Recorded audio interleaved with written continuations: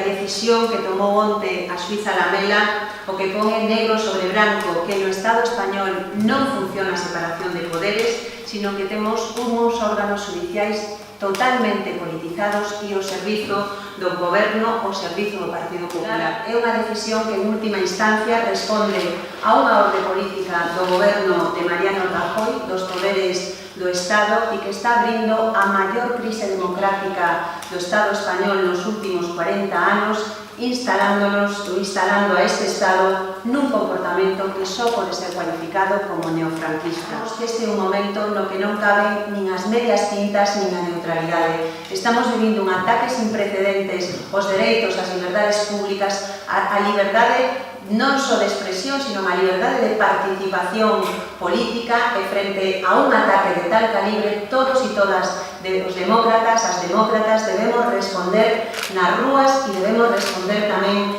nas institucións, deixando moi claro que non estamos de acordo con esta involución e con este ataque sin precedentes ao Estado de Dereito. Que hoxe o Estado español é un Estado fracasado e que esta deriva absolutamente